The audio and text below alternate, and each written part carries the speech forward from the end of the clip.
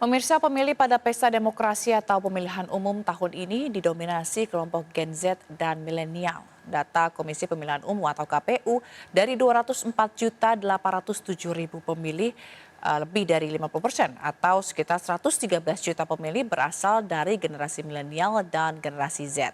Sejumlah studi dan riset menunjukkan terjadi pergeseran ketertarikan pemilih muda terhadap karakter kepemimpinan nasional. Lalu apa saja yang mempengaruhi preferensi pemilu 2024 dan bagaimana tanggapan para pemilih muda? Informasinya kami sajikan dalam laporan khusus Vloganza bersama Nata Arman.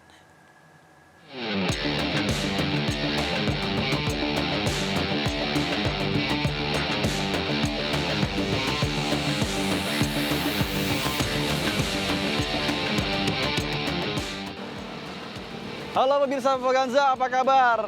Senang sekali kembali saya menyapa Anda dalam segmen khusus RCTI yakni Vloganza. Dan tema kita kali ini seputar pemilu tahun 2024 yang tidak terasa akan berlangsung pada 14 Februari 2024 mendatang. Tinggal menghitung hari saja.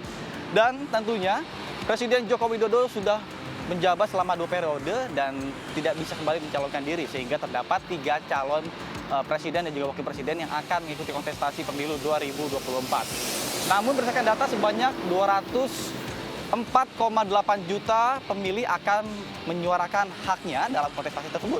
Dan sebanyak 56% pemilih milenial atau Gen Z mendominasi atau sekitar 114 juta jiwa.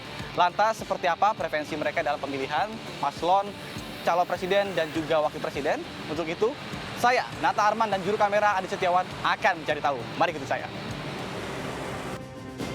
Dari sisi politik, Jokowi tidak bisa mencalonkan diri sehingga level kompetisi ketiga pasangan capres dan cawapres bakal ketat. Implikasi lainnya, kompetisi antar partai politik juga masih dinamis, meskipun sudah terbentuk stabilitas suara partai pada tingkat pemilih. Dan pada pemilu 2024 akan menjadi pemilu ke-6 setelah reformasi yang seharusnya kian menunjukkan kematangan dalam berdemokrasi. Penyelenggaraan pemilu seharusnya dapat dilaksanakan secara demokratis, transparan, dan adil. Berdasarkan data, lebih dari 204,8 juta pemilih akan mengikuti kontestasi pemilu 2024 untuk menentukan hak pilih mereka. Namun, di samping itu semua, milenial atau Gen Z sekitar 56% akan mendominasi, yang tercatat lebih dari 114 juta jiwa.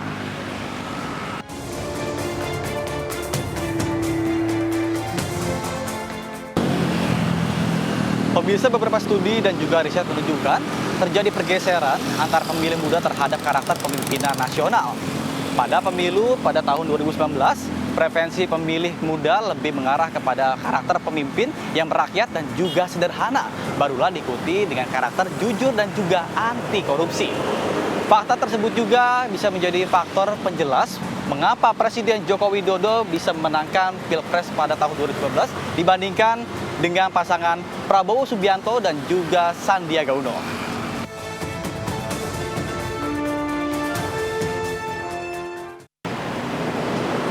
Sementara pada pemilu 2024, kriteria pemimpin masa depan yang lebih disukai oleh pemilih muda adalah yang pertama, jujur dan anti korupsi, barulah diikuti dengan karakter mereka.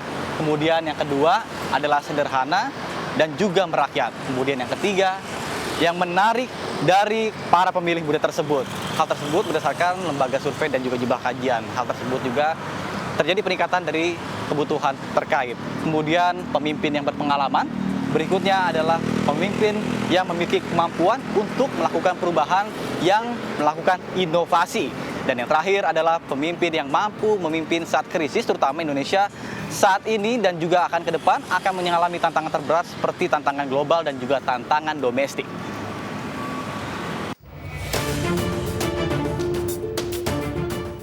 Semakin baiknya infrastruktur digital di Indonesia, maka akses terhadap informasi menjadi lebih mudah.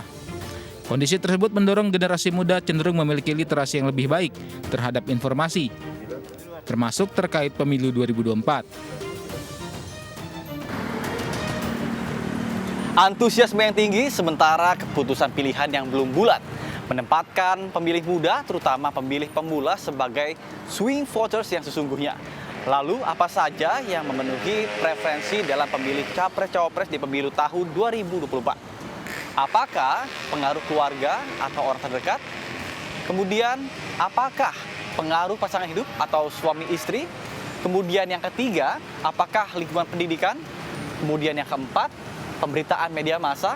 Dan yang kelima, media sosial dan internet.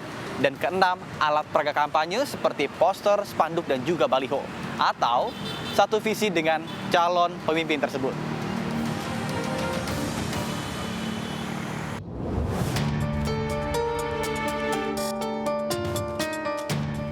Kriteria seperti apa sih presiden yang diinginkan oleh Gen Z mungkin? Yang pasti bertanggung jawab, Oke. bisa memimpin, Oke. itu pasti itu sih. Kemudian kalau untuk pengaruh dari media sosial sendiri seperti apa? Mungkin kayak misalnya mbaknya udah condong ke calon presiden A, tapi ternyata karena ada pengaruh media sosial jadi berpaling ke yang selanjutnya. Enggak. Kalau aku enggak. Berarti kalau udah satu pasangan itu udah satu pasangan aja gitu. Udah. Kemudian kalau untuk dari keluarga ada pengaruh juga nggak sih? Kamu harus milih ini, milih ini, milih ini. Pasti ada.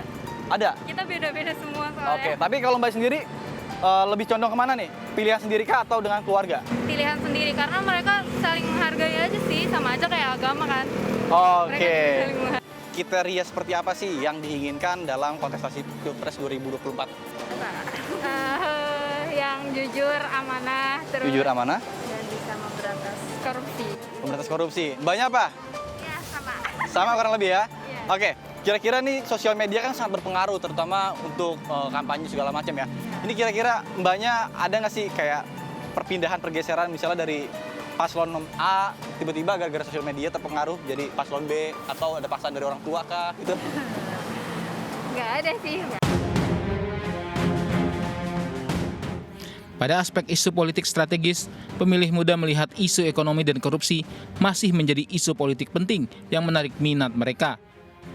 Pemilih muda juga menyoroti aspek peningkatan kesejahteraan masyarakat dan akses lapangan kerja. Untuk Indonesia, salah satu yang paling mendasar adalah komitmen anti korupsi. Karena ketika pemimpin tersebut punya rekam jejak dan komitmen anti korupsi yang baik, dia akan melakukan program-program yang berkontribusi pada tata kelola pemerintahan yang juga bersih, anti korupsi, dan berorientasi pada pelayanan publik. Kalau seorang pemimpin berperilaku anti korupsi, maka dia juga akan punya komitmen yang tinggi pada pelayanan publik, tata kelola pemerintahan yang baik, dan pembangunan yang berorientasi kepada kepentingan orang banyak serta betul-betul melayani, menjadi pemimpin bagi semua, tidak tersandera oleh kepentingan politik dan pragmatisme politik tertentu. Nah, di masyarakat kita, orang muda itu memainkan peran yang sangat krusial, terutama melalui proses pemilu 2024, di mana 56,45% pemilih Indonesia untuk 2024 adalah orang muda atau setara dengan lebih dari 113 juta. Artinya pemilu 2024 itu akan bisa melahirkan perubahan dan keterpilihan orang yang betul-betul punya kontribusi bagi Indonesia yang anti korupsi dan berkemajuan kalau orang mudanya melek politik dan memainkan peran politik yang progresif, memilih pemimpin terbaik, bukan hanya sekedar gimmick, bukan sekedar tampilan yang memesona ya, tetapi dilatar belakangi oleh pemahaman visi misi program, gagasan, dan rekam jejak yang mendukung untuk itu. Jadi saya kira memang beragam ya, karena orang muda itu juga bukan individu tunggal. Ada mereka yang sangat dekat dengan keluarga, tapi juga mereka punya preferensinya sendiri karena mereka mengakses informasi dengan jalur yang relatif cukup berbeda dengan yang generasi lebih tua ya.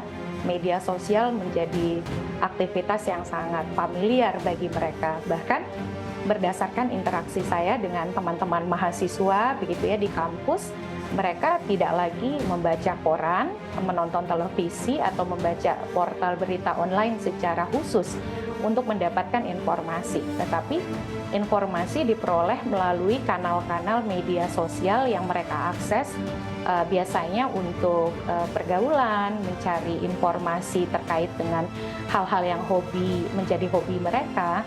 Dan ternyata ketika menggunakan media sosial, disitulah penetrasi informasi soal pemilu dan politik itu juga ikut masuk.